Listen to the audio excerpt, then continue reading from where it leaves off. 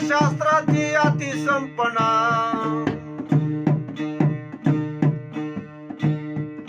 जरी झाले अतिज्ञान परी माझ्या अनुभवेन माझा वेदार्थ जाकलेला वेदांचा श्रुतीशास्त्र ग्रंथाचा अर्थ गुरुकडं गेल्याशिवाय कळणार नाही. करिता माझी भक्ती माझ्या स्वरूपी लागे प्रीती सजे होये विषय विरक्ती एक सिद्धिदास्ती भक्ती माझी करिता प्रेम भक्ती भक्ताचे जे कर्मे राती 33 कोटी ऋषीमती संपूर्ण करीत रे कर्म त्याची. भक्ताची देह पडताना जी कर्म राहतील ती 33 कोटी ऋषी देव एकत्र येऊन त्याची कर्म ते नष्ट करत असतात. हे देहाचे आणि वार मरण केव्हा येईल न कळे जाण या लागे पूर्वीचा आपण निज स्वार्थ जाण साधावा. ह्या देहाला कधी मृत्यू येईल ती काही सांगता येणार नाही. म्हणून पावला पावलाला जप करावा इतका करावा जप ते त्याच्यासाठीच मनुष्य जन्म आहे. पितरही ह्या देहाचा वाट बघत असतात कारण आपल्याला आत्मस्वरूपाची ओळख झाल्याच्या नंतर पितराचा उद्धार होतो. मी माझ्या मोठीपणासाठी सांगत नाही.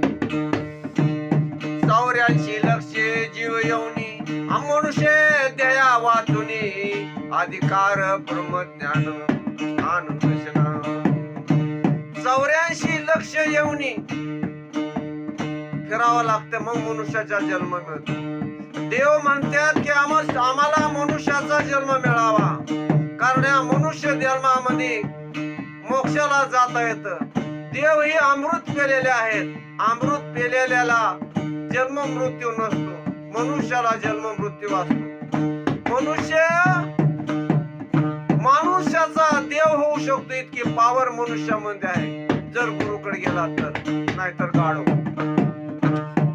भारत खंडीने दे नरदेह प्राप्ती हे परम भाग्याची संपत्ती येते परमार्थी अवश्य परमात्मा. ह्या भारतखंडामध्ये मनुष्याचा जन्म व्हावा.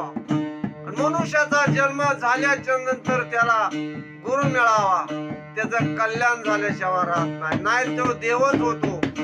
तो मनुष्य ज्याच्या घरात जाईल त्या घरात धन संपदा ही सर्व वाढत असते. त्या घरवाल्याला कळत नाही पण त्या घरात येऊन तो साधक गेलेला असतो परत आलेला असतो तर ती घर धनवान झालेला असत. त्या घरातल्या लोकांना नाही कळत त्या साधकाला कळत पण ते बोलू शकत नाही. सर्व मौनाची भाषा आहे.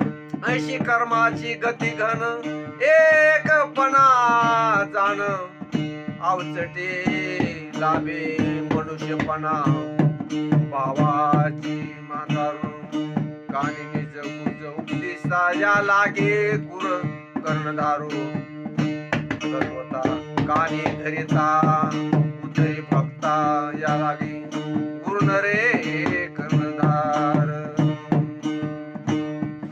बहुदाची नरदेह तारू हे सद्गुरु तुझी कर्णधारू त्याशी